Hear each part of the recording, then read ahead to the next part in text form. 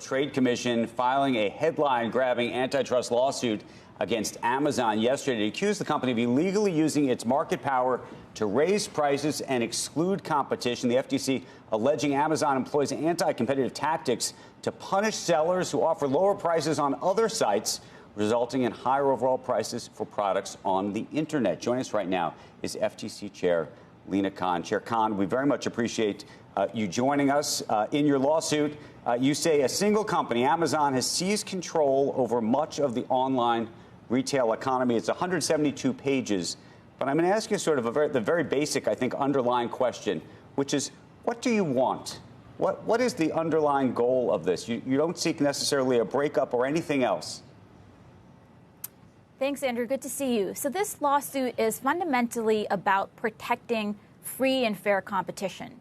And the U.S. antitrust laws prohibit firms from using their monopoly power to punish or preclude or prevent competition. And that's what our lawsuit lays out that Amazon has done. The consequences of that are very serious for sellers who now pay $1 out of every $2 to Amazon. So this is effectively a 50% tax that businesses pay to Amazon to reach shoppers. And that, in turn, inflates prices for consumers. And it inflates prices for consumers not just on Amazon's own site, but actually across the Internet. So that's really what this case is about, is making sure that we're fighting to protect free and fair competition and ensuring a marketplace where firms are able to compete on the merits and the American public benefits from that competition. But how would you solve that? Which is to say, I think when you go into a case, there should be some form of a remedy. Yeah, it's a great question. And this lawsuit is really at this stage about the liability, laying out how, as we allege, Amazon has violated the antitrust laws. One thing that we make clear in the lawsuit is that you really have to understand the dynamics of digital markets, and in particular online commerce.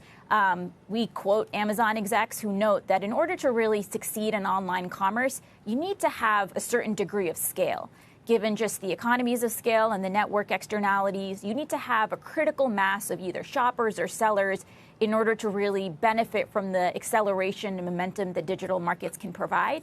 And what Amazon's tactics have been about is, once it itself achieved that scale, it's been focused on tactics that deprive rivals of the ability to gain that similar critical mass of customers. So, in the way that the economies of scale in this market mean that the harms also scale, we want to make sure that the judge recognizes that the harms have aggregated, and any remedy would need to take that into account to fully restore competition. Chair Khan, let's just talk about the sort of single gating factor before you get into all of the other issues that are in this litigation. There is the fundamental question as to whether Amazon is a monopoly. This is a market question. What is the market that Amazon controls or doesn't control?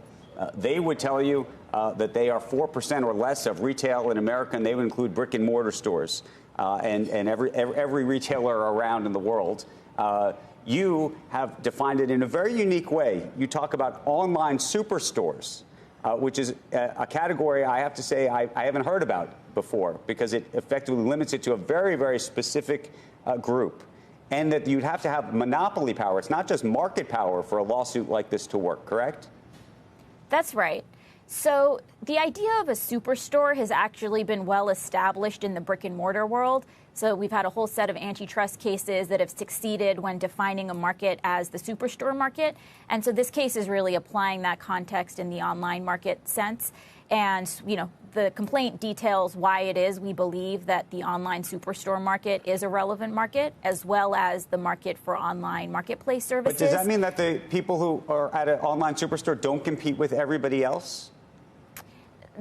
That's right. There are certain dimensions of competition that only online superstores can fill, and the complaint lays out what some of those key dimensions are in terms of depth and breadth of selection. And so the complaint lays out why it is that we believe these are relevant antitrust markets. One other thing I will note, in antitrust, there are multiple ways to be talking about monopoly power. One is through, defining the relevant market, talking about the percentage of that market. The other way is by showing direct evidence of monopoly power. And you can show that by showing that a firm is hiking prices, degrading quality, and not suffering the consequences. And so what this lawsuit does is it talks about the direct evidence of Amazon's monopoly power, both with regards to sellers, where it's been steadily increasing the take rate so that it now takes one of every $2, but also with regards to quality. So we lay out in the complaint how Amazon has rolled out this pay-to-play advertising scheme that is actually showing consumers less relevant results and steering them to more expensive products. So the direct evidence of monopoly power is also something that we lay out in the complaint. So here's the part that I was trying to understand as I was reading it. The part of the lawsuit says that Amazon is forcing third-party sellers to keep their prices almost artificially low in certain circumstances against rivals at other stores.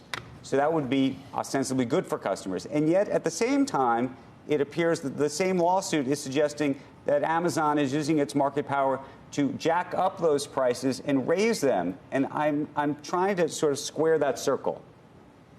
Yeah, it's quite in the weeds. But in short, Amazon has a policy that punishes sellers or retailers that lower their price anywhere other than Amazon.